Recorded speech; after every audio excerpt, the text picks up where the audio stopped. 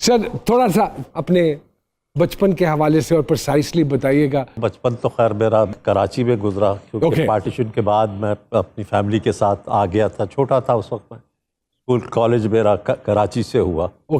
उसके बाद मेरा ढाका जाना हुआ, जहाँ से मैं फिल्म में आया, इंट्रोड्यूस हुआ। लेकिन जो चीज़ मुझे समझ में नहीं आई वो ये कि क्या पाकिस्तानियों को नहीं था अंदाजा कि आप एक्टर बन सकते हैं, जो ढाका वाया ढाका आप एंटर हुए फिल्म इंडस्ट्री में? पहले वो पाकिस्तानी था ना। अच्छा। पाकिस्तान, ईस्ट एंड वेस्ट, वो काट के उसको अलग कर दिया। अदरवाइज तो हमारा था वो। और मैं जब वहाँ गया, यहाँ से कराची से गया, तो मैंने कभी सोचा भी नहीं था कि इस फील्ड में मेरा आना होगा। मैंने कभी नहीं सोचा था। थोड़ा बहुत मुझे गाने का शौक था, तो स्कूल कॉलेज के गाता था। हाँ जी।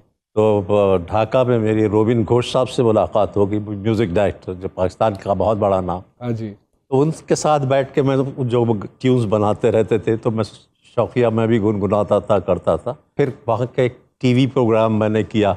उन्होंने कहा कि जी नेशनल इंटीग्रेशन प्रोग्राम होगा, तो आपको एक उर्दू और एक बंगला। मैंने कहा उर्दू तो मैं गानों का बंगला नहीं आता। अच्छा, ओके। तो फिर वो रोमन इंग्लिश में बंगला लिख के मेरा वो चार्ट लगा देते थे, तो उसको देख के मैं गाता था। इस तरह से वो शुरू शौक था गाने वाने का। तो उस प्रोग्राम में शायद वो ये रोबिन घोष साहब से मेरी मुलाकात हुई। और रोबिन साहब के साथ ही मैं एहतशाम साहब से भी मिलने चला, उनके साथ ही गया था। और इत्तेफाक की बात है कि रोबिन साहब को एक गाना रिकॉर्ड करना था, तो मैं सुनने के लिए चला गया स्टूडियो को, क्योंकि मुझे शौक था, म्यूजिक से लगाव था गाने का। मैं सुनने के लिए गया, तो एहतशाम साहब शायद जिन साहब से वो गवा रहे थे, उनकी आवाज़ उनको नहीं पसंद आई। उनकी नज़र मुझ पे पड़ी, उन्होंने मुझे देखा था, रोबिन कहने तुम गाओ। मैंने कहा सर नहीं, मैं नहीं गा सकता, मेरी तो मैं घबरा ही गया। मैंने कहा मैं क्यों सुनने आ गया। और वो फिरदौसी बेगम मेरे सामने खड़ी हुई थी। अब वो एक बड़ा नाम था, सिंगर थी। मैं हाँ लिटरली मेरी टांगें काँप रही थी जब मैं उनके साथ वो गाना गाया। और वो गाना अजीम साहब उस फिल्म के हीरो थे, चकोरी के। अच्छा। उनके लिए मैंने वो गाना गाया, कहाँ हो तुमको ढूंढ। And that is 1966, if I'm not wrong. हाँ, most probably 66 or 67. Okay. ऐसा ही। Okay. तो वो रोबिन, मैंने वो गाना गा दिया। बहरहाल जैसा भी हो गया, अजीम साहब के लिए वो गाना मैंने गाया था। मैं खुश भी था कि गाना ही गले पड़ गया, चांस मिल गया गाने का। तो फिर मुझे एक दिन एहतशाम साहब ने कहा कि तुम मेरी फिल्म में एक्टिंग करो। मैंने कहा सर एक्टिंग तो मैं बिल्कुल नहीं कर सकता, मैंने ज़िंदगी में कभी नहीं किया, ना मैं स्टेज पे आया हूँ, ना टीवी में आया हूँ। मुझे गाने का थोड़ा बहुत शौक़ है, तो आप मुझे गाने ही कर। कहने नहीं, मैं गाने का भी दूंगा, तुम काम करो। तो फिर मेरी नई जॉब थी जब मैं ढाका गया था। तो मैं अपने बॉस के पास गया, मैंने कहा सर वो मुझे एहतशाम साहब कह रहे कि आप फिल्म में काम करें, तो मेरी तो जॉब। उन्होंने, वो भी चूँकि ज़हीर रेहान एक बहुत क्रिएटिव डायरेक्टर थे, वो खुद भी डायरेक्टर थे, तो उन्होंने कहा कोई बात नहीं, तुम्हें मैं छुट्टी देता हूँ विद पे 1 महीने की। मैंने कहा अच्छा चले देखते।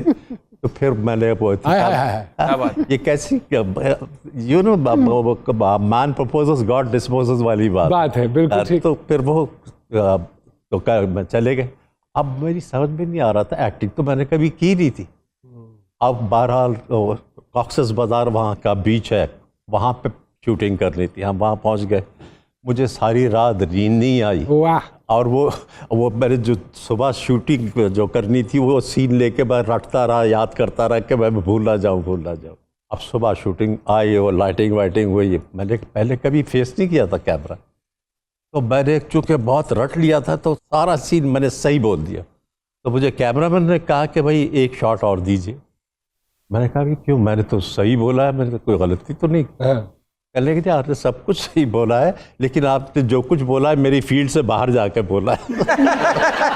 फ्रेम से बाहर जाके। हाँ, तो मैं फ्रेम से बाहर थे। तो मैंने कहा भाई फ्रेम क्या होता है मुझे नहीं पता, आप फॉलो कर ले या मुझे बता दे पहले। इस तरह से कि नौमान मेरा करियर शुरू हुआ।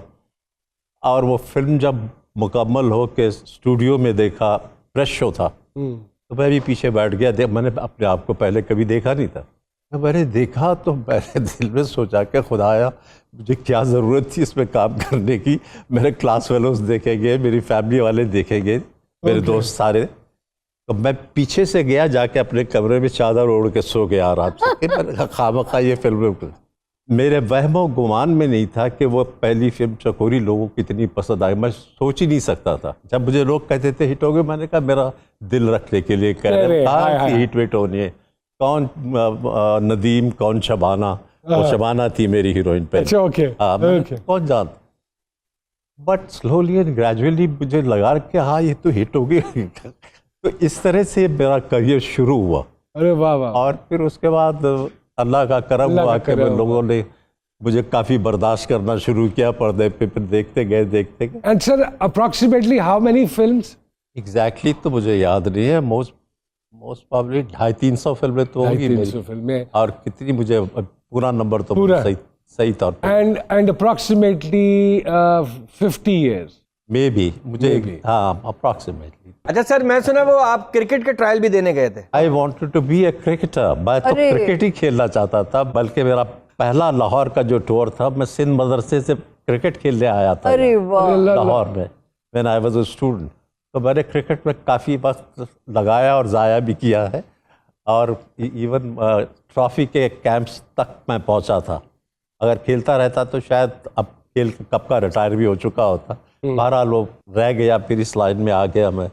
तो अगर आने के बाद भी मैं लाहौर जिमखाना से या अपनी टीम से खेला करता था। पाकिस्तान फिल्म इंडस्ट्री की टीम थी, उस टीम से भी मैं खेला करता। अरे वाह वाह। यहाँ वक्त हुआ है एक छोटी सी ब्रेक का, special episode of G Sarkar. Let's take a quick break जी।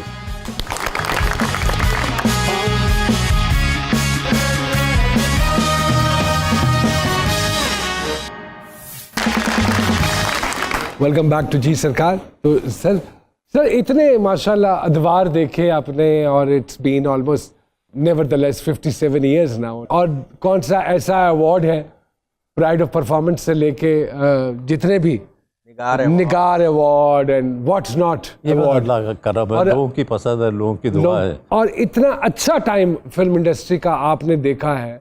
अब तो खैर हसरत ही रहेगी लोगों को वो वाली चकाचौंध देख सकें जो चकाचौंध ये इन स्टूडियोज में हुआ करती थी। What do you think sir, कैसा महसूस होता है? दुख होता है मुझे देख। और आप किसको बेसिकली कसूरवार ठहराते हैं ये जो 15-20 साल पहले एक डाउनफॉल आया है हमारी इंडस्ट्री में? कई वजूहत है नौमान। एक तो हमारा मुल्क कटा, आधा हो गया। ईस्ट पाकिस्तान हमसे अलग हो गया, तो बहुत बड़ी मार्केट प्रोड्यूसर्स की ख़त्म हो गई। वहाँ से भी काफ़ी बिजनेस मिला करता था इन लोगों को। उसके बाद और भी वजूहत हुई। उन लोगों ने आके फिल्में बनाई जिन्हें बनाना नहीं चाहिए था। जिस ज़माने में हम आए, हम लक्की थे कि हमें ऐसे डायरेक्टर्स मिले, ऐसे राइटर्स मिले, बिल्कुल ठीक, ऐसे पोइट्स मिले, ऐसे म्यूज़िक डायरेक्टर्स मिले, ऐसे पीछे आवाज़ें मेहदी हसन साहब की, रुश्दी साहब की, ये सब चीज़ों ने हमें आगे बढ़ाया। बिल्कुल, अगर ये लोग हमारे पीछे नहीं होते तो शायद मैं आज यहाँ नहीं बैठा होता। बिल्कुल सही बात। ये पूरा एक टीम थी जो हमें पुश करती थी, राइटर से लेके, डायरेक्टर से लेके, एडिटर से ले, इवन मेरे लाइट बॉयज, इन सब का कंट्रीब्यूशन हमारी लाइफ में। वाह, बगैर इनके तो हम आगे बढ़ ही नहीं सकते। तो इस तरह एक हुआ और बाद में फिर डिक्लाइन शुरू हुआ। तकलीफ तो होती थी देख के, और लेकिन बहरहाल इंडस्ट्री फिर होते होते तकरीबन ना बनने के बराबर ख़त्म ही हो गई थी। लेकिन अब थोड़ा सा